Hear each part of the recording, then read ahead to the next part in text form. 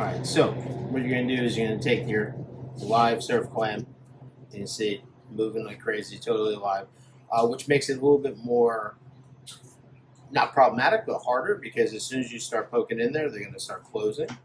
So you kind of want to work fast, and you want to make sure your first movements are intentional, if you will. So you need to release the abductor muscles. So on 4 points, you have 1 point here, 1 point here, and then on the other side, same thing, 1 point here, 1 point here. So I always like to work kind of fast and efficiently and then go back and clean it up. So what I like to do is come in here and very quickly stick this in, scrape along the top there. Then same thing on this side.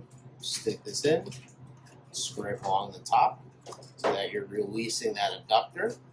Okay. So that's kind of released and released. So then I go scrape this down here to release the veil. And then same thing, but from underneath. Go like that. Follow it out. Same thing here, release the veil. Scrape the bottom, just like that. So then you have all 4 points released.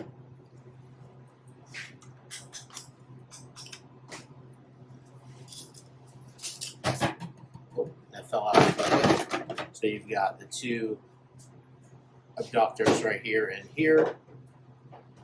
This side you can see here and here. And then you have pretty clean here. You're always going to miss a little bit. It's never going to be 100%, but you want to be as close as possible. Maybe I could have done just a hair better job right there, but not the end of the world. This looks pretty good otherwise. We still have the shells for plating. And then when we clean it up, these are super sandy, as you can see. There's always a ton of sand in them. To clean it up, though, can you throw me that green scissor?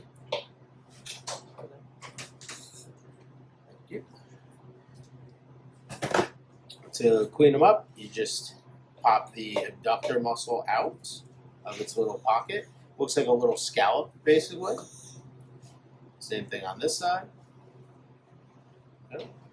Then the veil, I like to roll all the way back. Okay. Then with the scissor, we're going to cut the veil off. Okay. This, I'll show you in a minute how to do this to clean it up properly. The veil is pretty much good as is for the most part. I like to go back and just remove any kind of thing that's extra, like that little bit of thin veil. This right here, same thing. And then you end up with the siphon and the skirt that you're ready to blanch and clean. Now for this one, I'll do this in my hands because it's a little easier than setting up a cutting board.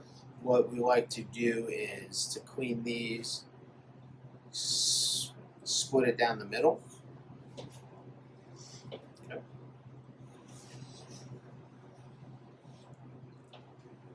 So you split it directly down the middle and then lay it down flat on your cutting board, and you just scrape the innards, the guts, out, just like this. Pretty easy. And then these, depending on what you do with it, you obviously wash them really well. You get, you want to get all those guts out, and then you can either fry them, you can either pound them out, make almost a carpaccio sort of out of them, or you can slice them thin and serve them in like a ceviche style. Same with these. These are sliced, blanched first for about 10 seconds, not even, just literally like 5 seconds in super boiling salted water. And then with these, once you blanch them, you want to take this skin that it has on it, right there, just take it right off, and then it's ready to chop up and use as you would the rest of it. That's it.